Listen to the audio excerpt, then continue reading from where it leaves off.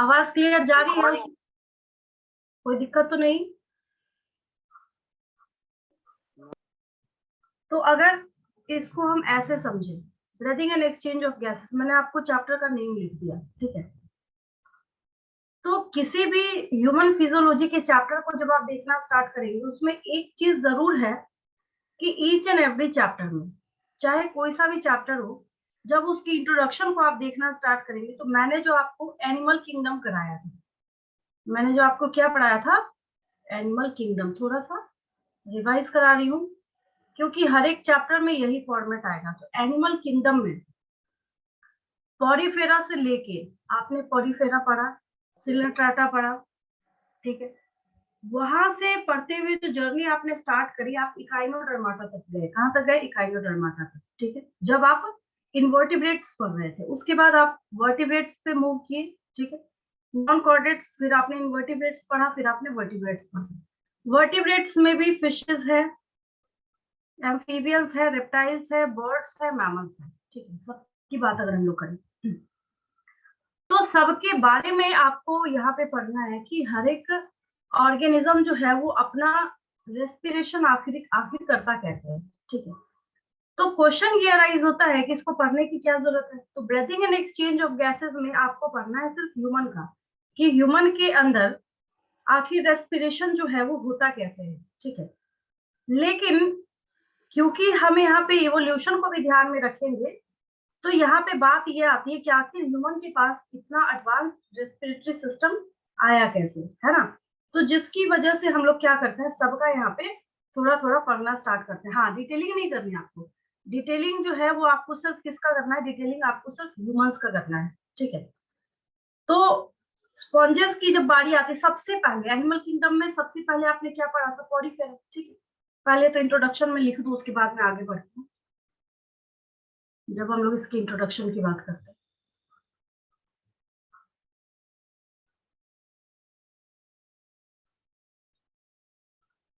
Introduction लिख लीजिए।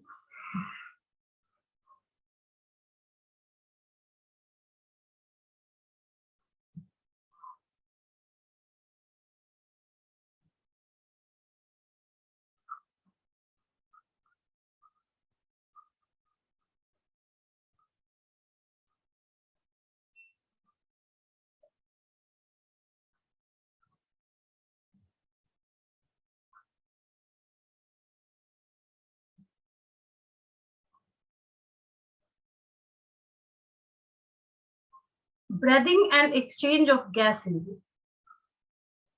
Breathing and exchange of gases. Exchange of gases is required by every living organism, by every living organisms, every living organisms for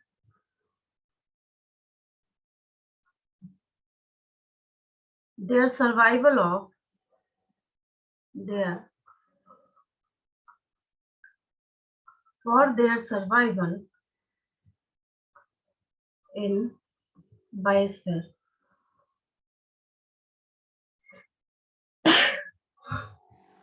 In biosphere, ठीक है। अब पूरी series को जब आप देखना स्टार्ट करते हैं, सबसे पहले आपने क्या पढ़ा था, तो सीरीज ऑफ इवोल्यूशन के अकॉर्डिंग, किसके अकॉर्डिंग, सीरीज ऑफ इवोल्यूशन के अकॉर्डिंग जो आपने एनिमल किंगडम पढ़ा था। क्या पढ़ा था आपने? एनिमल किंगडम पढ़ा था।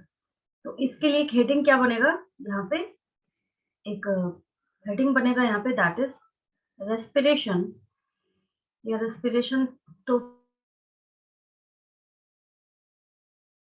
Exchange of gases, exchange of gases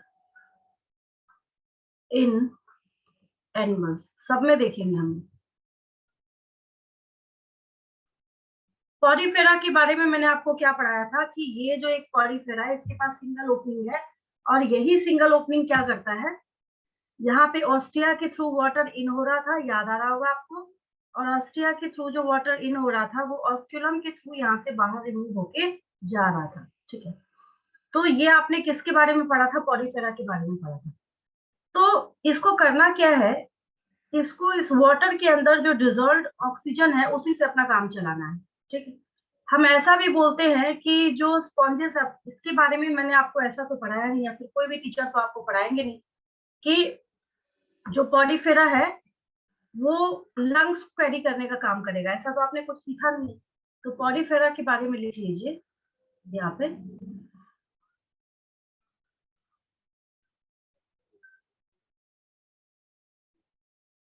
Porifera,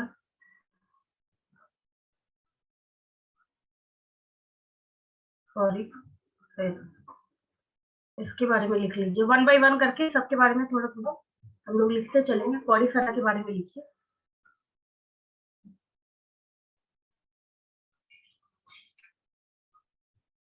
Porifera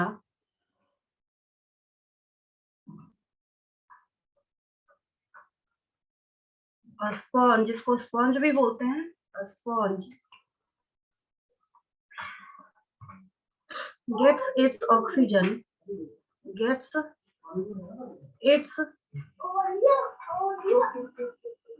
its oxygen from water to, पानी से भी मिलता है इसको, water contains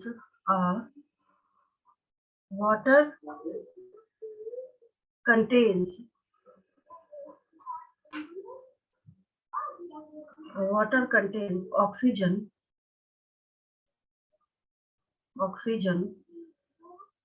which moves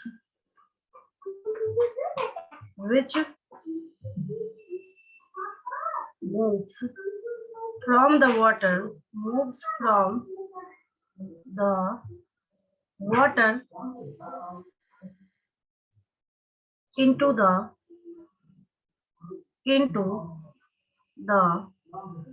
sponges, into the sponges cells in a process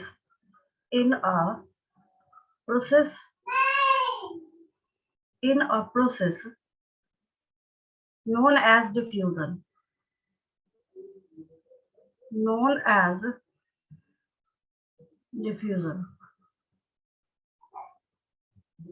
क्या बोलते हैं हम लोग इसको। तो यहाँ पे कीवर्ड क्या निकला पॉलीफेरा के अंदर, पॉलीफेरा के अंदर कीवर्ड निकला डिफ्यूजन। कोई आपसे पूछे तो आप क्या बोलेंगे, किसके थ्रू होता है, तो डिफ्यूजन के थ्रू होता है। यहाँ पे कीवर्ड डिफ्यूजन है, याद रखिए। डिफ्यूजन क्या है, इसका कीवर्ड है, that is diffusion.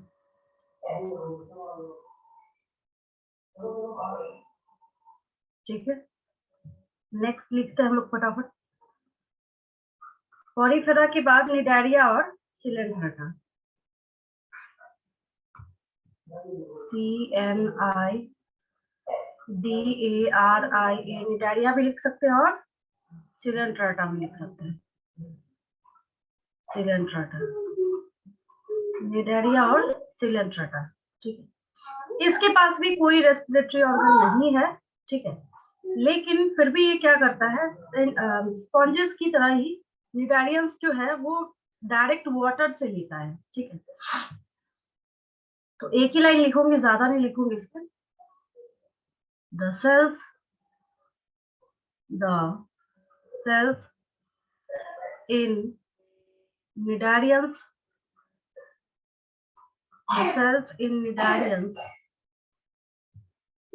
get oxygen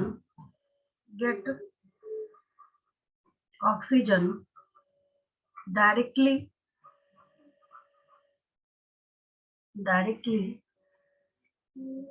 from the water surrounding them,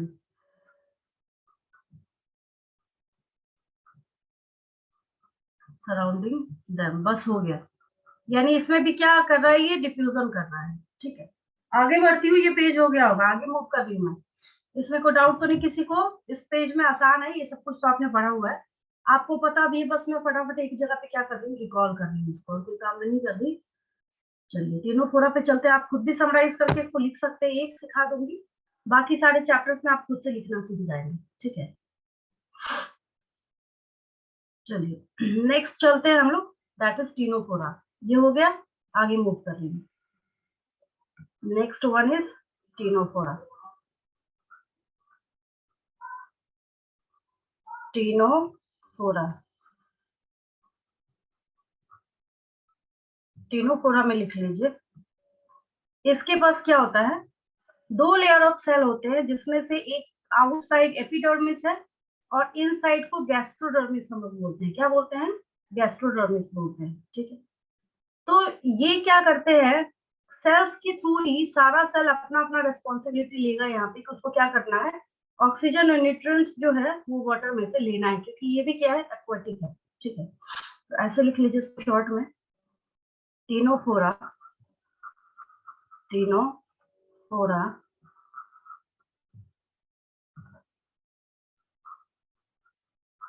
Ctenophora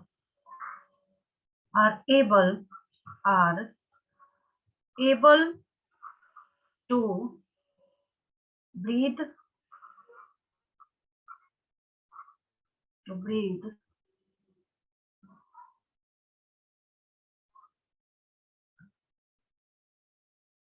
through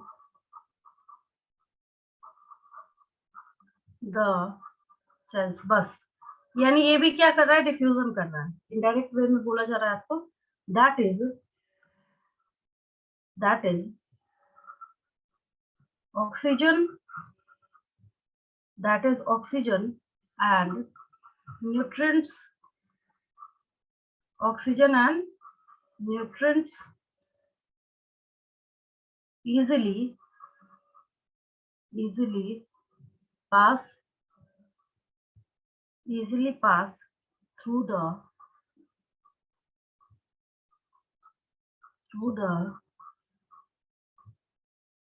cell layers। सबको अपने अपनी रेस्पॉन्सिबिलिटी खुद ही लेनी है, क्योंकि इसके पास कोई लंग नहीं है, कोई ऐसा पार्ट नहीं है जो बोले कि मैं सारी रेस्पॉन्सिबिलिटी उठाता हूँ रेस्पिरेशन के लिए या फिर breathing and exchange of gases के लिए, ठीक। चलिए आगे बढ़ते हैं।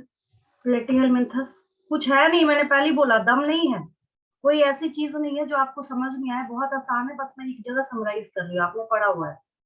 प्लेटिहेलमिन्थस, प्लेटिहेलमिन्थस, इन्हीं का दूसरा नाम क्या है, flat worms, flat worms, flat worms.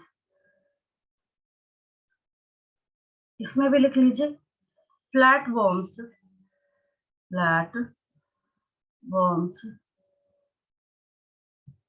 have no specialized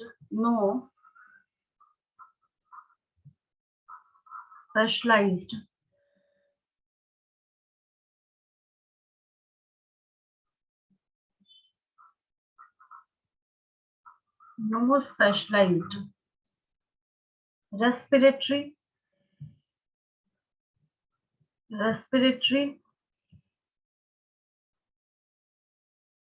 system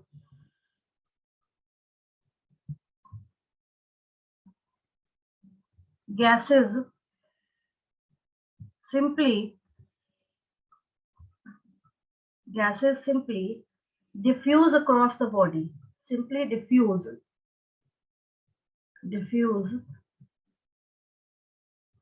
across the body। Flat worms के बाद क्या पढ़ा था आपने एनिमल किंगडम में? प्लेटिहेलमिन्थस या फ्लैट वर्म्स के बाद किसकी पढ़ाई करी थी आपने? आवाज जा रही मेरी? एस्केलमिन्थस। हाँ, और उनको क्या बोलते हैं हम लोग, राउंड वर्म्स, है ना। नेक्स्ट आपने पढ़ा था एस्केलमिन्थस, जिसके अंदर स्केरिस वगैरह आया था, एस्केलमिन्थस या राउंड वर्म्स। अभी ऐसी ये प्रिमिटिव लेवल के ऑर्गेनिजम्स चल रहे हैं, सब में कुल मिला के क्या होगा, डिफ्यूजन करेगा और कोई बेचारे के पास कोई रास्ता तो है नहीं, तो इसको क्या करना पड़ेगा, इसको अपने आप को तैयार रखना पड़ेगा कि इसके हर एक पार्ट जो है वो क्या करे, खुद ही रिस्पॉन्सिबिलिटी ले रेस्पिरेशन के लिए। ठीक है, तो इसमें लिख लीजिए। अब देखिए इसका जो बॉडी वॉल है ना स्केलमिंथस का, बहुत थिन होता है, बहुत ज्यादा थिन होता है। ठीक है, तो जिसकी वजह से ये करता क्या है कि ये अपने स्किन से ही वहां पे उसको डिफ्यूज कराने का काम करेगा, ये भी वही काम करता है। ठीक है, तो यहाँ पे लिखिए the body wall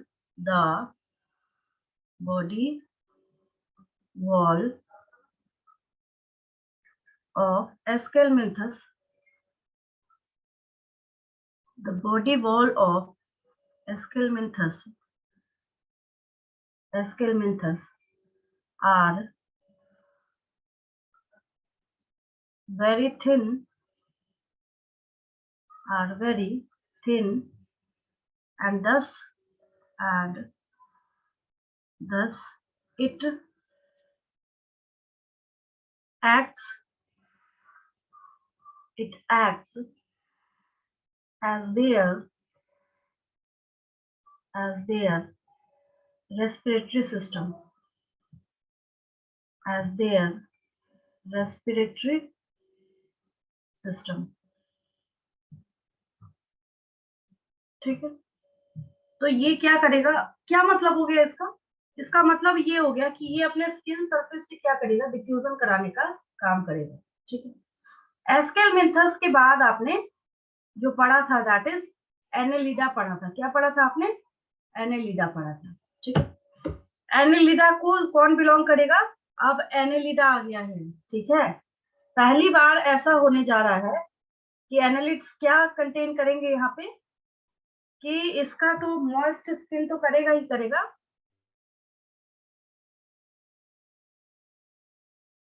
अपना एक स्पेसिफिक क्लोज सर्कुलेटरी सिस्टम है। क्या है इसके पास, मॉइस्ट स्किन के थ्रू भी करेगा, लेकिन स्पेशलाइज्ड सेल भी होते हैं इसके पास।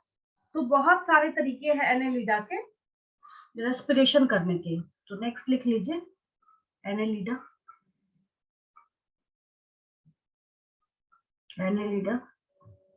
एन्यूल्स प्रेजेंट होते हैं, रिंग लाइक वहां पे मेटामेरिक सेगमेंटेशन, मतलब जब सेगमेंट्स को आप कट कीजिएगा तो रिंग लाइक स्ट्रक्चर शो करता है, जिसकी वजह से हमने इसका नाम क्या लिख रखा है, एनेलिडा, मतलब नाम रखा है हमने।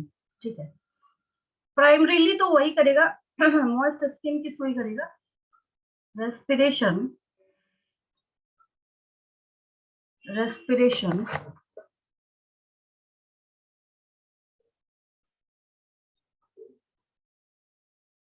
in annelids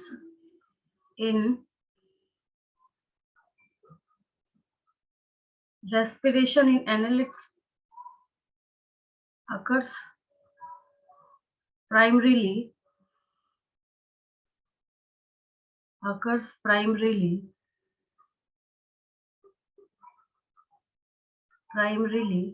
through their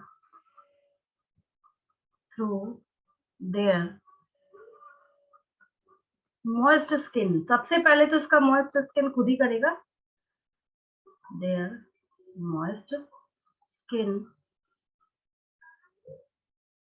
although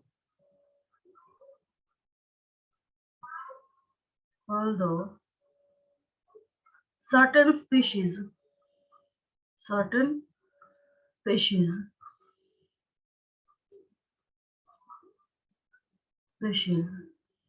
have evolved specialized gills,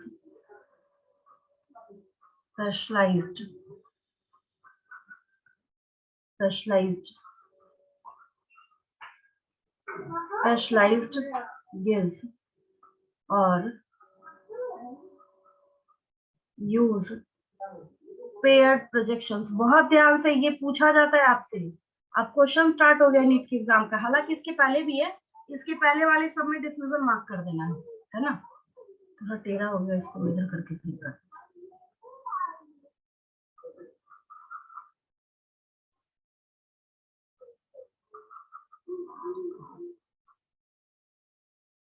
specialised gills और यूज paired projections, paired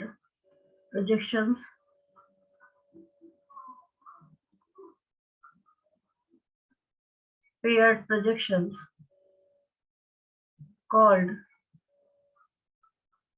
और कीवर्ड क्या है यहाँ पे, इसको हम लोग क्या कहते हैं, पैरापोडिया कहते हैं।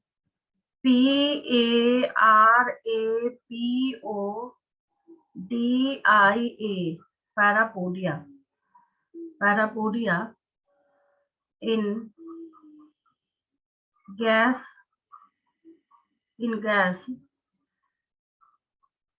exchange, किसमें हेल्प करता है ये, गैस एक्सचेंज में हेल्प करता है। हो गया ये पैरापोडिया, इसमें हेल्प करता है। तो यहाँ पे कीवर्ड क्या है आपके पास एनेलिडा में, दैट इज पैरापोडिया, है ना। चलिए ये पेज हो गया, नोट कर लिया होगा आपने। आगे बढ़ते हैं।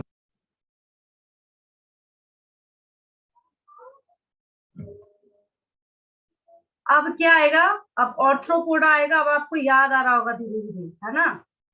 बुक गिल्स, बुक लंग्स, स्पाइरकल, सब कुछ आएगा इसमें। चलिए आगे बढ़ते हैं। एनेलिडा हो गया। अब क्वेश्चन स्टार्ट हो रहा है नीट के एग्जाम का, सारे क्वेश्चंस है ये, और इसके पहले वाले जितने थे सब में आपको डिफ्यूजन मार्क कर देना। लिखने का लिख लिया होगा, जिन्होंने नहीं लिखा स्क्रीनशॉट ले लेंगे, बाद में लिख लेंगे। आगे बढ़ रही है। चलिए नेक्स्ट चलती हूँ, नेक्स्ट पेज लेती हूँ, दैट इज ऑर्थ्रोपोडा।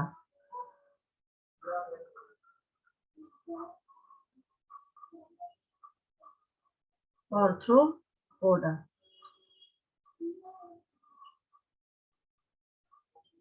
ऑर्थ्रोपोडा में लिखिए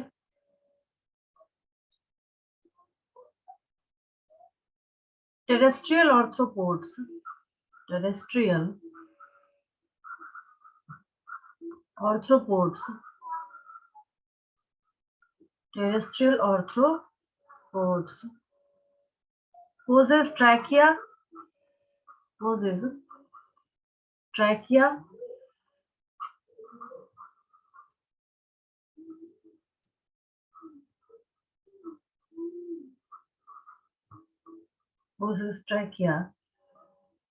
and बुक लंग्स। दिखाया था मैंने आपको बुक लंग्स क्यों बोलते हैं, आपने देखा भी था, इमेजेस बहुत सारे शो करे थे मैंने आपको। Book lungs as respiratory organs, as respiratory organs. Book lungs show कर देती हूँ मैं आपको।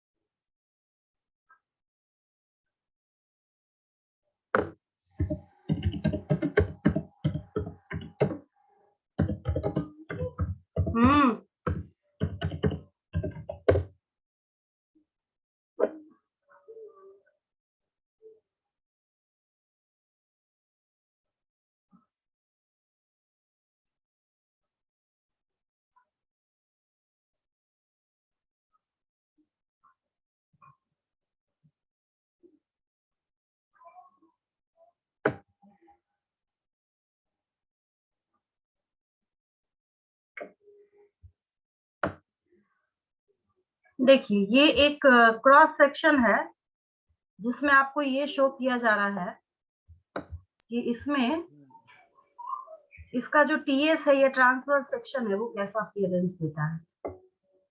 ये देखिए, दिख रहा है आपको, क्यों बोलते हैं इसको बुक लंग्स, नजर आ रहा होगा आपको। ये देखिए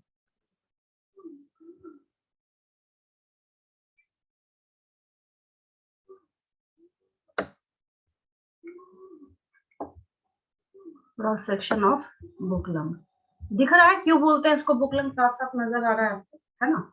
चलिए आगे बढ़ते हैं।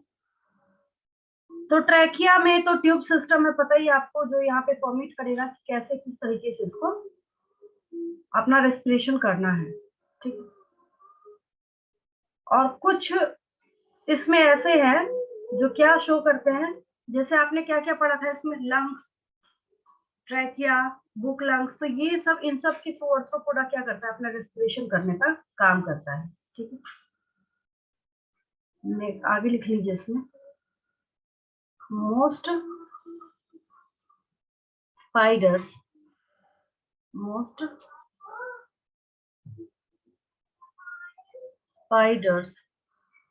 possess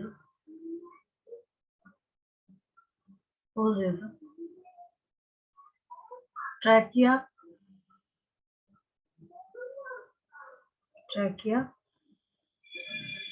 and book lungs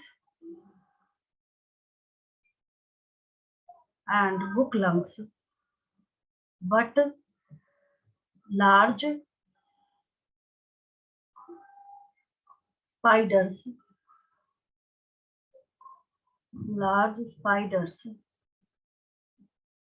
and scorpions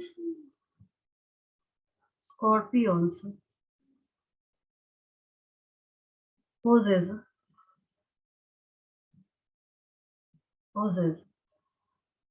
book lungs alone,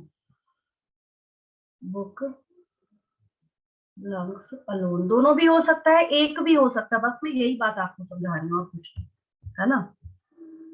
चलिए,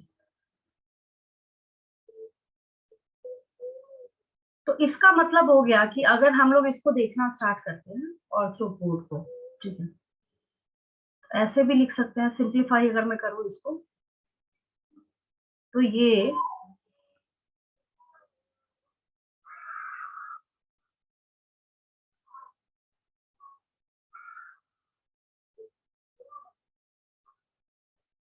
ऑर्थ्रोपोड्स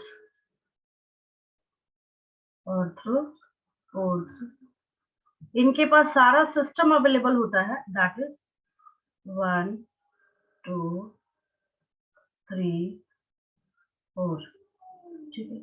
और ये सारा सिस्टम क्या क्या है इनके पास, ट्रैकियल सिस्टम,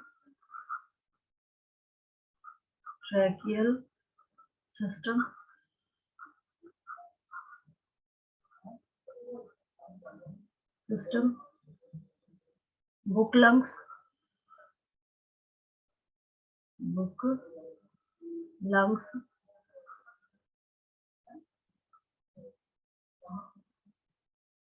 गिल्स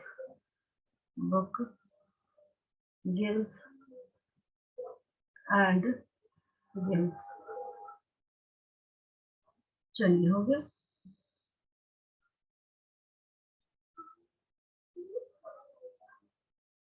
नोट कर लीजिए इसको।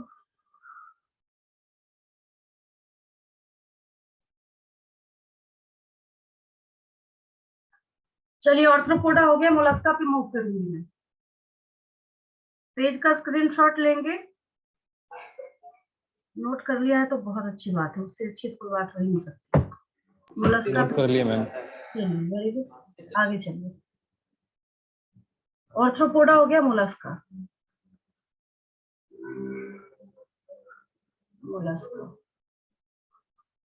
अभी जो पढ़ा आपने क्या था, वो लार्जेस्ट फाइलम था, ये क्या है, सेकेंड लार्जेस्ट फाइलम है, Mollusca is the second largest phylum.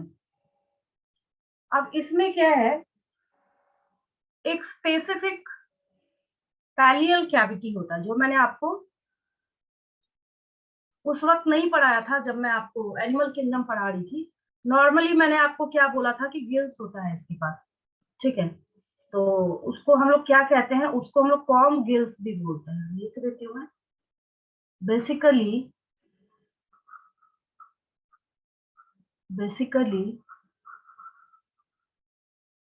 all mollusks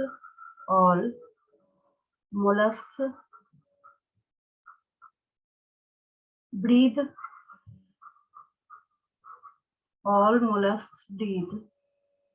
by gills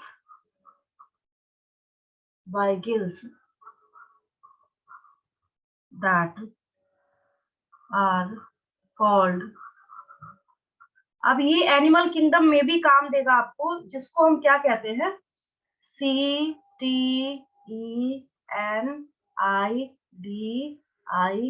NEET का क्वेश्चन है, टिनिडिया कहते हैं उसको, क्या कहते हैं, टिनिडिया। दूसरा नाम क्या है इसका, कॉम्ब गिल्स नेम है इसका, क्या नेम है इसका, कॉम्ब गिल्स, ठीक है। बिकॉज ऑफ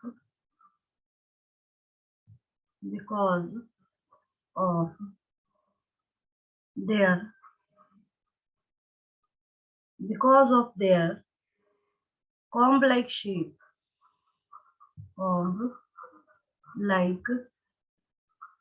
इनके comb like शेप होने की वजह से, ठीक है।